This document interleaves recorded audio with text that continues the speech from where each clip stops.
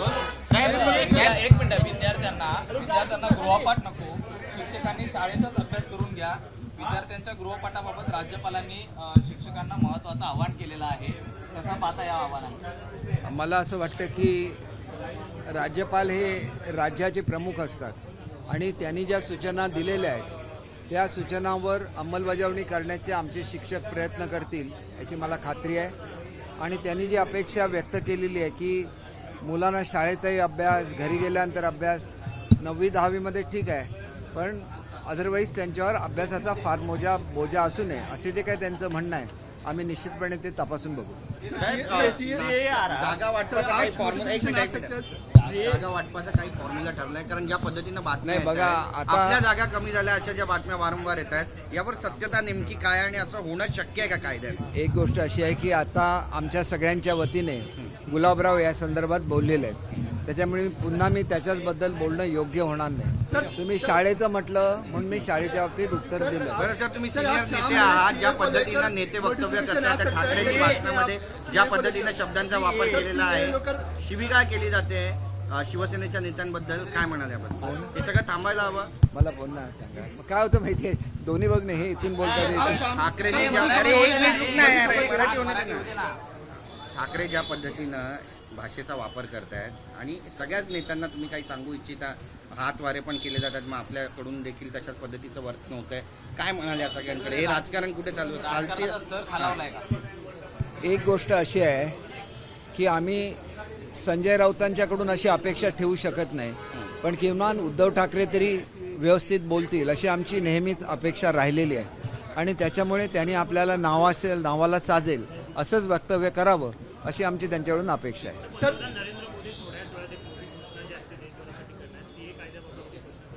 नाही, आता ती घोषणा कुठली करणार हे अजून काही टी व्हीवर आलेलं नाही, त्याच्यामुळे त्यांनी घोषणा करण्यापूर्वी मी माझी रिॲक्शन देणं चुकीचं आहे. परंतु जारी किया जा सकता है, कैसे देखते हैं आप? देखिए, एक तो ये एक्ट के बारे में किसी को मालूम नहीं है, इसलिए बहुत सारी गलत फहमियाँ इस एक्ट के बारे में लोगों में फैलाई जा रही है. ये एक्ट इसलिए है कि बहुत सारे कंट्रीज़ में हमारे जो भारतीय समुदाय के लोग हैं वो माइनॉरिटी में रहते हैं, और अगर से वो शिफ्ट करते हैं इंडिया में तो उनको अपनी सिटीजनशिप देना चाहिए. ऐसे ही है, तो इसमें किसी को बाहर निकालने की कोई सवाल नहीं है. जो लोग बाहर से आते हैं, जो दूसरे देश में हमारे लोग रहते हैं, उस देश में कुछ घटनाएं हुई और इसलिए अगर वो वहाँ से बाहर निकलते हैं और इंडिया में आते हैं तो उनका सवाल ये पैदा हो जाता है कि वो कहाँ के सिटीज़न है. तो इसके बारे में कुछ तो सहूलियत होनी चाहिए, क्योंकि हिंदुस्तान का कल्चर ही अलग है. जिस भी माइनॉरिटी के लोग हिंदुस्तान में रहते हो, हम सबको अच्छे तरह से उनके साथ बर्ताव करते हैं, उन पे कभी अन्याय नहीं होने देते हैं. ये हर कंट्री में ये नहीं होता है. तो ऐसे होने के बाद जो लोग बाहर निकल के आते हैं उनके बारे में क्या करना चाहिए, इसके बारे में ये एक्ट है. ना तो देश से किसी को निकाला जाएगा, सबको सिक्योरिटी है. एक जो पॉलिटिकल पार्टीज़ है वो अच्छे मुंह के बारे में भी सॉरी अफवाहें फैलाते हैं, और उनका यही है, वो अफवाहें फैलाएंगे और उस पर अपनी राजनीति करेंगे. ये सही बात नहीं है. आज तक मोदी जी ने जो भी किया है राष्ट्र के हित में किया है, समुदाय के हित में किया है. चाहे वो ट्रिपल तलाक का मुद्दा हो तो उसमें एक महिलाओं को सिक्योरिटी होनी चाहिए, इतना ही उनका मुद्दा था. उनका मुद्दा ये नहीं था कि किसी धर्म में होता है तो महिलाओं को सिक्योरिटी मिलनी चाहिए, तो उनका हक है. तो उसमें किसी के धर्म में उन्होंने इंटरफियर नहीं किया. उन्होंने ये सुप्रीम कोर्ट का भी फैसला था कि ये चीज़ गलत है कि कोई महिला को सिक्योरिटी होनी चाहिए. और उसके बारे में भी कितने अफवाहें की गई इंडिया में, इसके बारे में सोचना चाहिए. आज सब समुदाय ऐसे बोलते हैं कि हमें मोदी साहब चाहिए कि वो हर किसी को न्याय देते हैं, किसी के साथ अन्याय नहीं करते. उसी तरह ये भी एक्ट है, किसी के साथ अन्याय नहीं करेगा. जो हमारे वंश के लोग हैं, जो भारतीय वंश के लोग हैं, अगर वो कहीं भी रहते होंगे और उनको उस देश से निकाला जाता है तो उनके लिए कोई एक्ट तो चाहिए. देखिए, आज तक मैंने नोटिफिकेशन नहीं पढ़ा है, लेकिन जो कॉमन सेंस है, जिसके बारे में मुझे पता है, क्योंकि मैं पहले भी होम डिपार्टमेंट संभल चुका हूँ, तो जब तक मैं जानता हूँ अभी इसमें क्या परिवर्तन आया मैंने तो पढ़ा नहीं है।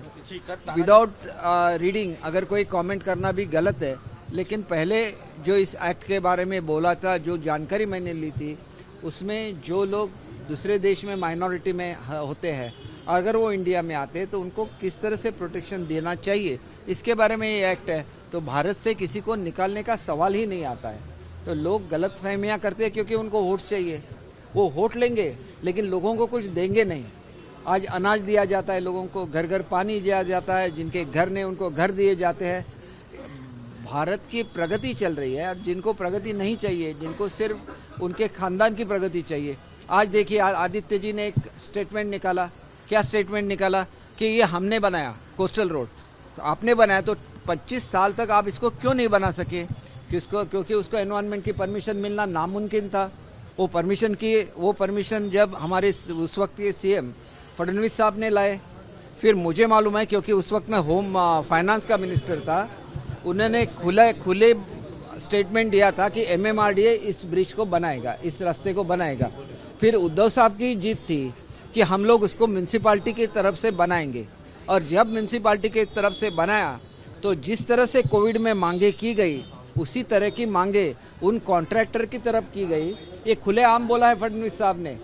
और अगर ऐसे होता है तो वो कॉन्ट्रैक्टर काम छोड़ने वाले थे, उसी वक्त चेंज हो गया गवर्नमेंट में, शिंदे साहब आ गए और अभी कोई भी किसी से कुछ नहीं मांगता, सिर्फ काम पूरा करो, इतने हमारी मांग रहती है। सर, तानाजी सावंतांनी एक जे स्टेटमेंट केलेलं आहे की 10 बाप आहेत देखिए, निंबाळकरांचे. त्याबद्दल काय म्हणता? मला एवढंच सांगायचं आहे, आता याच्यावर आदित्य ठाकरेंनी उत्तर दिलं पाहिजे की खोके कोण घेत होते, तुमचे कोण सहकारी तिथं जाऊन खंडणी मागत होते, 6 ट्रक खडी पाठवायचे आणि 4 ट्रकचं 6 ट्रकचं रेकॉर्ड करायला सांगायचं, ही कुठली नीती आहे? मग कॉन्ट्रॅक्टरने काय करायचं? तुमचेच कॉन्ट्रॅक्टर आणि मग खोके सगळे तुमचेच लोक घेत आहेत, त्यांच्याकडे बघा, दुसऱ्यांची बदनामी करू नका एवढंच मला त्यासाठी 10 सांगायचं. कोटी दिले असं पण ते म्हणालेले आहेत. या सगळ्यांची चौकशी व्हायला पाहिजे असं वाटतं तुम्हाला? हे बघा, त्यांची चौकशीच करायला नको. आज फडणवीस साहेबांनी जे स्टेजवरून सांगितलेलं आहे पुरेसं आहे, त्याचं आधी उत्तर द्या. कोण लोक होती? तुमच्या 2 लोकांवर कारवाईसुद्धा केली गेली खंडणी मागितली म्हणून. म्हणजे काय तुमचा उद्देश काय? मुंबई कॉर्पोरेशनचे पैसे, गोरगरीब लोकांचे पैसे आहेत, तुमची घरं भरण्यासाठी हे पैसे नाही आहेत, तुमच्या कार्यकर्त्यांची घरं भरण्यासाठी हे पैसे नाही आहेत. मग तुम्ही कशा ह्याच्यावर सांगता की आम्ही हा ब्रिज केला म्हणून? ज्या लोकांनी पैसे मागितले, ज्या लोकांनी खंडणी मागितले असतील त्यांना आधी जाऊन विचारा की तुम्ही हे का मागितलं. तर तुमचा उद्देश मुंबईच्या जनतेची सेवा करण्याचा होता हे आम्ही समजू शकतो. म्हणून एवढे दिवस रखडत चाललेलं काम एकदम त्याला स्पीड कशी मिळाली? 1 वर्षाच्या आत काम पूर्ण का झालं? कारण कॉन्ट्रॅक्टरकडे पैसे आणि खंडणी मागायला कोण गेलेलं नव्हतं. हे स्टेजवरून सांगतात ज्यावेळेला उपमुख्यमंत्री, उत्तर तर दिलं पाहिजे. लोकांना चिडवताना खोके म्हणून, खोके तुमच्याकडे जातात. आज ह्या खोक्यांचं उत्तर त्यांनी दिलं पाहिजे. कसली सहानुभूती तुम्ही मिळवता? एकाने पैसे घेतलेले नाही, तुम्ही कोणाला भेटत नव्हता, तुम्ही जनतेची कामं करत नव्हता, तुम्ही मतदारसंघातली कामं करत नव्हता, म्हणून तुमचे आमदार, तुमचे खासदार तुम्हाला सोडून गेलेले आहेत. तुम्ही केवळ आपल्या खुर्चीपुरतं तुमची स्वार्थ राहिला. त्यावेळेला ही लोक तुम्हाला सोडून गेलीत आणि लोक सोडून गेली म्हणून त्यांची बदनामी करता. मग आजच्या प्रश्नांची उत्तरं द्या की कोण तुमची लोक होती ज्यांच्यामुळे हे काम रखडलेलं होतं. आज तुम्हाला उत्तर दिलंच पाहिजे आणि ते मुंबईच्या जनतेला उत्तर द्यायला लागेल. एबीपी माझा, उघडा डोळे बघा नीट.